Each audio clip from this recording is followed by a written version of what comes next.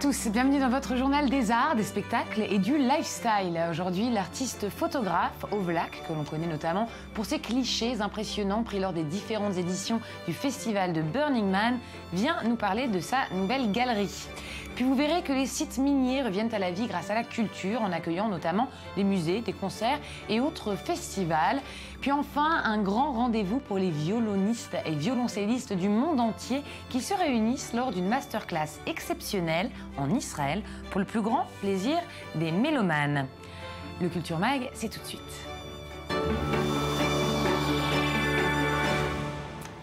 Et on parle photo à présent avec notre invité Ovlak. Bonjour, bienvenue dans le Culture Mag. Alors comment on peut vous présenter? Vous êtes styliste, diplômé de la Chambre syndicale de la haute couture. Vous êtes photographe également, passionné d'art. Et à présent, on peut dire que vous êtes galeriste. Galeriste depuis peu. J'ai commencé à ouvrir une galerie à Tel Aviv après avoir fait mon alia. Et puis avoir travaillé avec quelques galeries en France et en Israël. Et on a toujours besoin, en tant que photographe, de s'exprimer davantage. Et les galeries ne prennent pas toujours toutes vos photos, toutes vos séries. Donc là, c'était pour moi l'occasion d'ouvrir cette galerie et d'exposer l'ensemble de mon travail, de mes voyages et des séries que j'aurais pas osé présenter aux galeries, que je peux maintenant présenter chez moi et essayer de faire connaître un peu mon travail auprès de... Alors justement, qu'est-ce qu'on va y voir dans cette galerie? Quel genre de photos? Uniquement vos photos ou aussi le travail d'autres personnes? Alors justement, j'ai voulu ouvrir cette galerie aussi parce que j'ai fait tellement de rencontres avec des photographes israéliens et franco-israéliens qui vivent en Israël et qui avaient envie et qui recherchaient un endroit où s'exprimer. Et c'est vrai que ce n'était pas encore le cas en Israël. Il n'y a pas beaucoup de galeries pour les photos et pour l'art de la photo. Et donc, du coup, je vais créer un lieu de rencontre avec à l'étage un studio photo pour que les photographes puissent venir shooter, essayer de trouver leurs idées et aussi d'exposer, de faire des expos collectifs afin que, au moins, on puisse connaître un peu plus les photographes israéliens et franco-israéliens qui vivent aujourd'hui et qui essayent de trouver ce petit bout d'expression. Donc une galerie avec vos photos et celles d'autres photographes et un lieu de rencontre à l'étage. C'est la première dans le genre à Tel Aviv. Donc ça va être des rencontres entre passionnés de la photo que vous rencontrez ou que vous avez rencontrés au cours de vos voyages? Au cours de mes voyages, au cours de mes nombreux voyages en Israël et au cours de mes voyages à travers le monde et d'autres photographes qui veulent aussi s'inspirer de ce qui se passe en Israël parce qu'il y a beaucoup de photographes en Israël, ils font un travail incroyable et j'ai aussi envie de les avoir dans la galerie, qu'on puisse échanger, qu'on puisse présenter l'ensemble de ce travail. Alors, la dernière fois que vous êtes venu sur ce plateau, c'était pour nous présenter vos photos des différents Burning Man, Mid-Burn. C'était donc les Burning Man qui se passent aux États-Unis, à côté de Los Angeles, mais aussi dans le sud de l'Afrique et en Israël. Est-ce que vous y retournerez cette année? Cette année, ça vient de se finir le mois dernier. C'était extraordinaire encore. Ça a évolué d'une manière incroyable en 2 ans. Et puis, je vais continuer à en faire d'autres, ou pour mon plaisir personnel, ou pour mon travail. Mais j'ai d'autres projets en vue sur d'autres grands festivals à travers le monde. Comme lesquels? Comme celui qui va se passer en Inde en septembre. Et je vous rapporterai ces photos à mon arrivée. Donc, on vous retrouvera dès septembre, octobre sur ce plateau pour nous montrer. Et puis, il y aura des vernissages tout au long de la galerie, en août, en octobre, en décembre. À chaque fois, des expositions collectives pour présenter le travail, le mien et ceux des autres. Voilà, le rendez-vous est pris. Merci beaucoup, Ovlak, d'avoir été sur notre plateau aujourd'hui. Merci. Voilà pour cette interview qui a été enregistrée préalablement dans nos studios.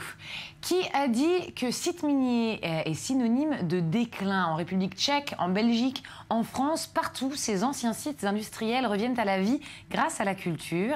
Musées, concerts, festivals. David Gombin vous emmène entre Terril et Coron à la découverte d'une renaissance d'un autre genre. Suivez le guide. Il y a 5 ou 6 ans, cet endroit était encore une zone industrielle et il a été transformé en zone culturelle. Immédiatement après, on a pu organiser ce festival parce que c'est un endroit merveilleux avec de nombreux panoramas et aussi de grands espaces qui nous permettent de faire venir de grands groupes et toujours plus de spectateurs. Bienvenue à Vitkovice en République tchèque. Au lieu de l'industrie minière soviétique, on y extrayait et façonnait l'acier principalement. Jusque dans les années 90, période qui a vu la fermeture du site. Des friches industrielles en guise de scène culturelle, c'est un concept en plein développement et ça plaît.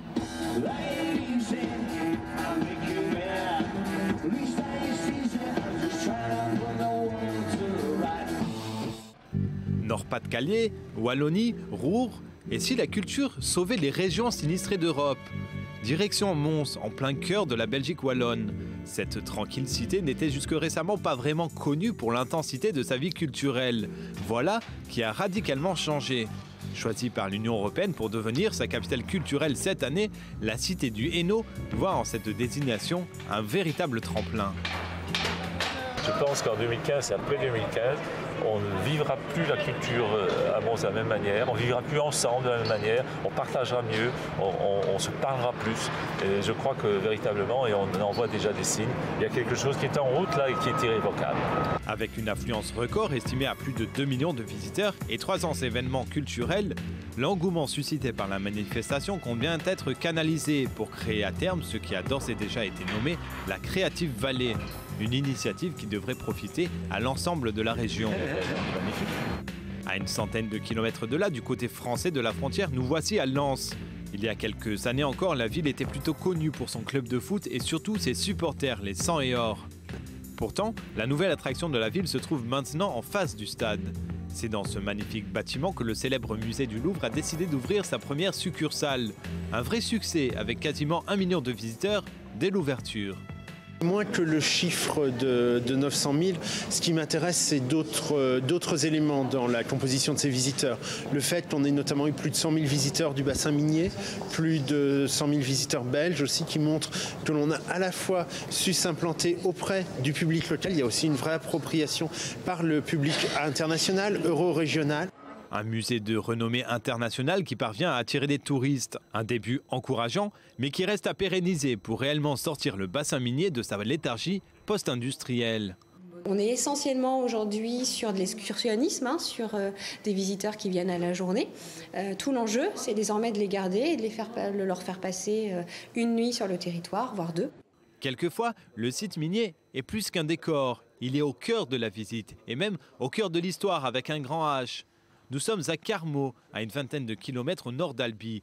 Verrerie, houille, charbon, cette petite commune a connu un glorieux passé minier mais aussi syndical. En 1892, une grande grève est soutenue par celui qui deviendra l'un des plus emblématiques hommes politiques de son temps, Jean Jaurès.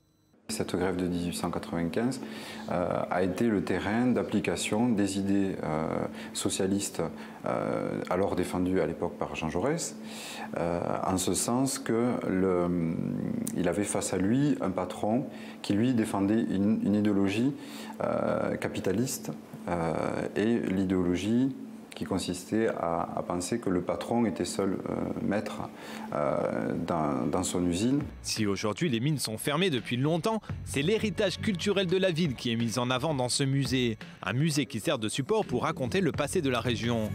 Longtemps dévalorisés, les sites miniers reprennent vie mais avec une fonction différente. Aujourd'hui, les gisements ont pris une autre forme. Sur les minéraux, l'art a pris le dessus. On va parler de Cara Delevingne avec vous, Sandy Fortis, dans quelques instants. Là, le vent en poupe. C'est tout de suite après notre highlight, l'événement culturel à ne pas manquer, sélectionné par l'équipe du Culture Mag. «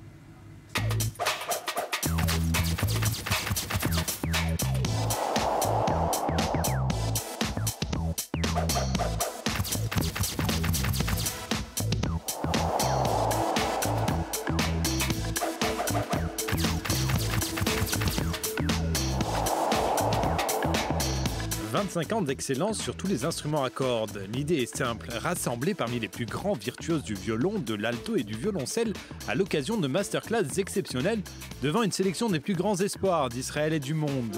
Ce rêve, devenu réalité, porte un nom, Keshet Elon. Depuis 1990, le kibbutz Elon, à quelques encablures de la frontière libanaise, accueille 75 étudiants triés sur le volet. Ils ont entre 16 et 26 ans et pendant 3 semaines, ils travaillent sans relâche, profitant des bons conseils de leurs professeurs. Le 5 août prochain, vous pourrez profiter de leurs efforts pour le plus grand plaisir de vos oreilles. Une grande soirée de gala à l'Opéra de Tel Aviv qui va ravir tous les mélomanes.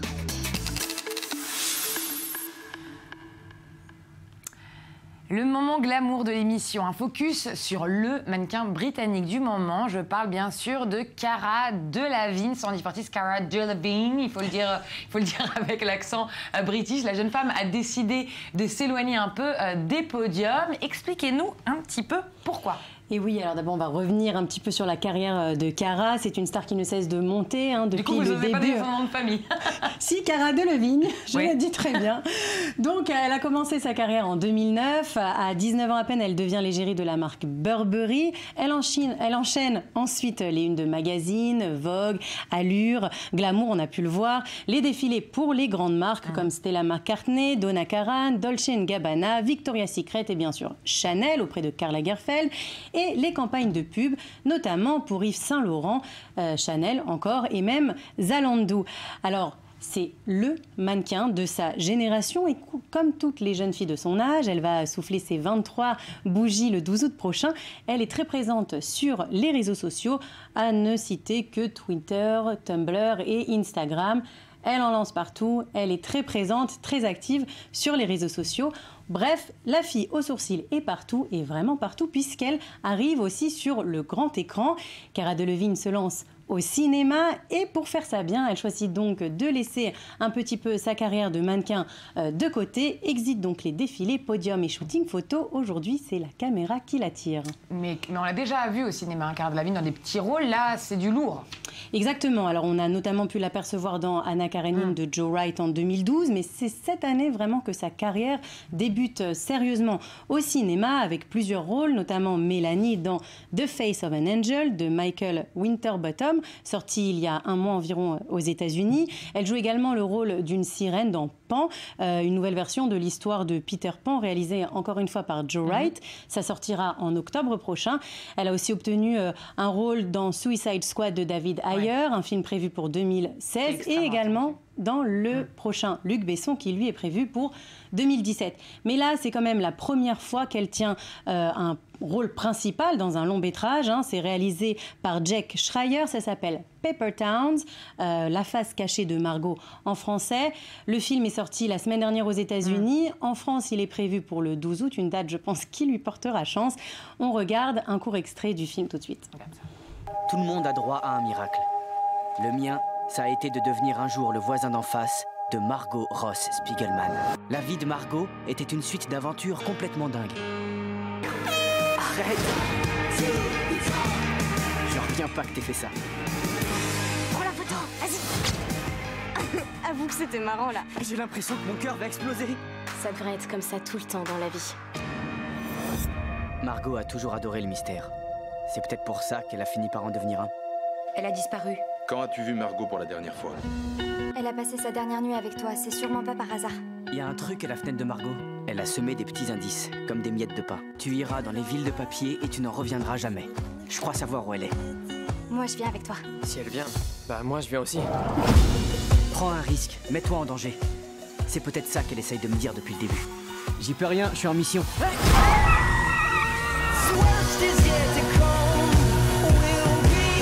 Tu l'aimes, hein? Ouais. Donc ça, c'est le prochain film à sortir de Cara Delevingne. Exactement. Moi, je pense qu'en fonction de ce qu'on voit sur les extraits, elle se débrouille pas mal.